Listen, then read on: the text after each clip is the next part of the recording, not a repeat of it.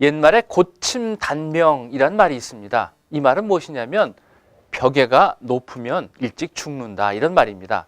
아이들이 어렸을 때는 벽에를 좀 낮은 거 뵀지만 나이가 들면 들수록 벽에를 좀 높게 벼는 이런 경향이 있습니다. 그런데 옛날 선인들은요, 또 신선 같은 사람들은 종이 한 장 정도의 이런 벽에를 폈다고 합니다. 이렇게 너무 낮게 벼는 것도 문제지만 너무 높게 베는 것도 사실 문제가 됩니다. 왜냐하면 벽에가 조금 높게 베면 목이 아무래도 앞쪽으로 기울어지겠죠. 그러다 보면 목의 곡선이 부드럽지 못하게 되고 그러면 목을 붙잡고 있는 근육이 긴장하게 됩니다. 그러다 보면 이유도 모르게 자꾸 목이 아프고 피곤해지고 또 심지어는 두통까지 생기게 됩니다.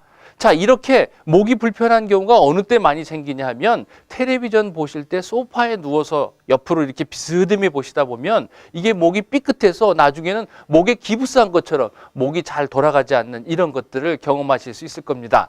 자, 이렇게 벽에를 어떻게 베느냐에 따라서 목의 건강뿐만 아니라 뇌의 혈액순환에도 문제를 줄 수 있다는 거죠. 고개가 앞으로 숙이게 되면 아무래도 뇌로 올라가는 혈류가 좋지 않겠죠.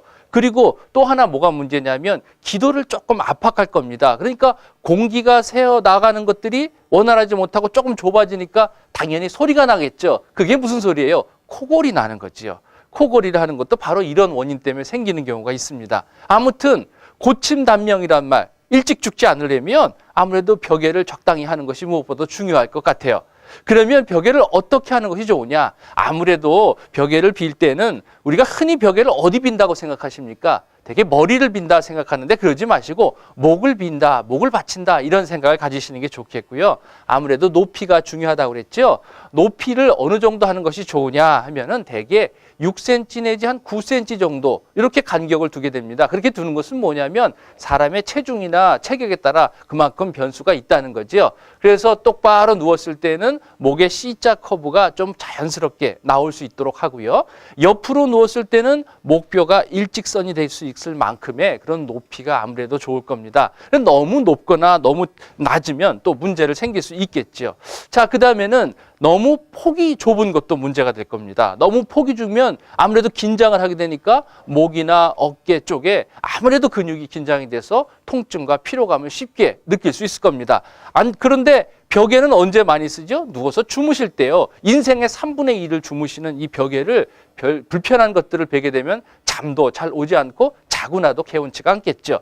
그 다음에는 구조적으로 이런 문제가 있으면 그 다음에 재질적인 문제를 또 한번 따져봐야 되겠죠. 벽에가 목을 이렇게 받치고 있으면 좀 편안한 자세로 받쳐줘야 되겠죠. 그러니까 푹신하게 곡선을 잘 유지할 수 있을 만큼 푹신한 것들을 쓰기면 좋겠습니다. 그래서 뭐 새털 벽에를 쓰기든지 아니면 솜털 벽에도 이렇게 쓰는데 그런 경우는 이렇게 쿠션은 좋지만 아무래도 알레르기를 일으킬 수 있는 물질들이 있기 때문에 조심하셔야 됩니다. 특히 아이들 같은 경우는 메밀베개가 좋다고 해서 메밀베개를 쓰는 경우가 있는데 이런 경우도 천식을 유발할 수 있는 원인이 될 수 있기 때문에 조심하셔야 됩니다. 그러기에는 오히려 콩베개 같은 거, 콩자루 베개 같은 것들을 쓰시는 것이 훨씬 좋을 겁니다. 그리고 또한 머리는 어떻습니까? 항상 시원하게 해주고 또 습기가 차지 않도록 좋은 이런 재질의 벽에를 써야 됩니다. 흡수가 잘 돼야 되겠지요. 그러니까 폴리에스텔렌 같은 것들은 안 쓰시는 게 좋습니다.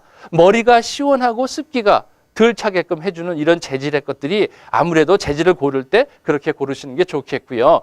그 다음에는 아무래도 향기입니다. 흔히 이제 아로마 향기를 이런 것들이 있으면 잠을 잘 온다 이렇게 이야기하는데 그중에 향기 중에 제일 좋은 것이 뭐냐면 침향이라는 것입니다. 침향은 아주 향기가 좋기 때문에 잠이 잘 오는 것을 볼 수 있습니다. 또 머리를 시원하고 또 두통이 있는 경우에 그런 경우에 좋은 것이 뭐냐면 국화잎 같은 것들을 집어넣는 것이 좋아요. 그러나 너무 잘대한 잎 같은 경우는 또한 알레르기를 일으킬 수 있으니까 이것도 조심하셔야 됩니다. 자, 이제 봄이 됐습니다. 봄에는 흔히 이 겨울 동안에 또 찌든 빨래 같은 것들 많이 말리게 되고 또 항균 효과를 위해서 햇빛에 많이 말리는데 이 이불만 말리지 말고 벽에도 한번 말려보시기 바랍니다. 사실 그 안에 우글우글한 그런 병균들이 또한 세균들이 살고 있거든요. 특히 몸에 자고 나면 이 머리 뒤쪽에서 땀이 흥건히 접히는 분들은 아무래도 그만큼 습기가 많이 차니까 그곳에 세균도 많겠죠. 좋은 재질의 또한 좋은 구조를 가진 것도 좋지만 깨끗한 것이 무엇보다도 중요합니다. 이 봄에는 한번 벽에도 한번 말려보시면 좋을 것 같습니다.